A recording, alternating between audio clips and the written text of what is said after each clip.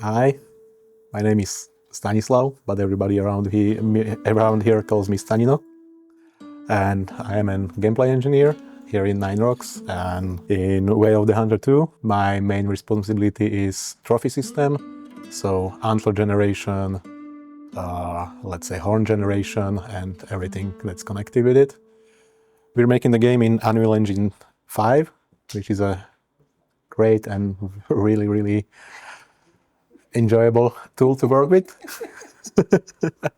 Yeah, and trophies. We all remember fondly trophies in Way of the Hunter 1. We like them. But for the second game, we kind of decided to go in a bit more different and open direction. We would like to offer antlers that are a bit more varied, let's say, that open up opportunities for every animal to be unique. So we decided to create a system that we like to call DNAs. Every animal is spawned with a DNA. The DNA only affects its trophy, and it basically gives it some kind of basic shape. And then we randomize it a little bit and do a bit of procedural generation. So every animal that's born with the same DNA looks a bit different. Every animal that has like physical trophy has is generated, so every antler and every horn is generated. So we have here one of the simplest trophies that's in the game. That's called Cervina. It's for moose. So all the mooses will have this basic model, basically. What I can change pretty easily is some basic shape of the antler. So I just want to move with this tine, let's say. And I can rotate it slightly and change it. And then all the animals that are born with this DNA that I just generated, I will have the same basic shape, but with some variation. So if you see that it's born with some value for the rotation, and it can move a bit in that space or more. That's the decision of the designer, who actually understands how the antlers work in reality much more than I do. Yes, this is the baseline for the DNA. So if I want to do something completely different, then I can just move this a bit, and all the animals will have this basic shape, or rotate it a bit more and do something crazy. And once again, they will move like in that range. And we can also preview it. This is at age 15. That's the highest age. And we can see how it will be growing over the years. In the lower ages, not all the tines will be displayed, so it will look something like this, probably. At age 2, we have only this tine, and this tine.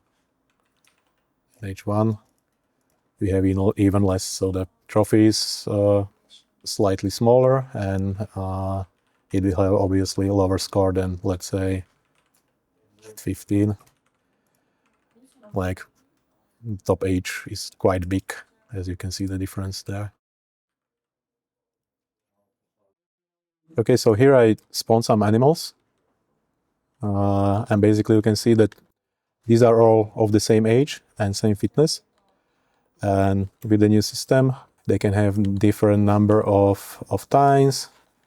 This one is a bit different, less tines, but the overall shape is quite similar.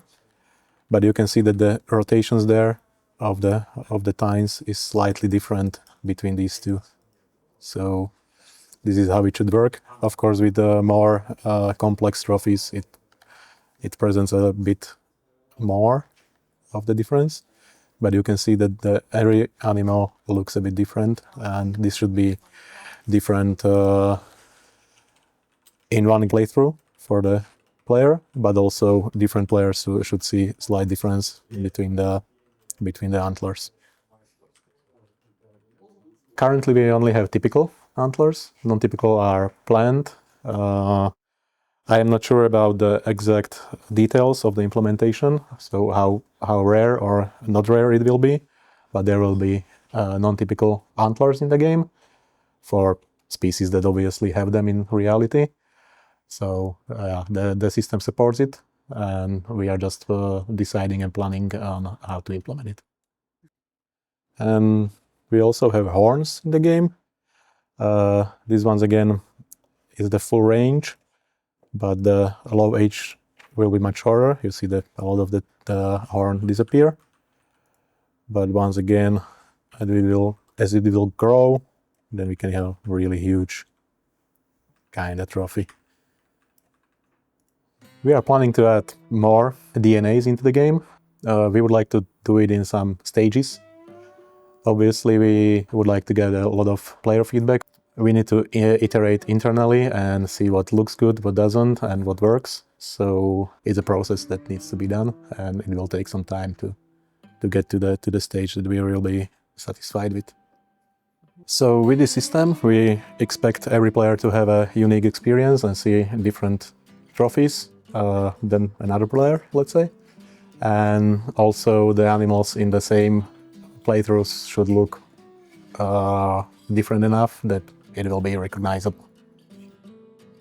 Is there anything else you want to add at this stage before we start doing it? Not sure. I love antlers. They're great.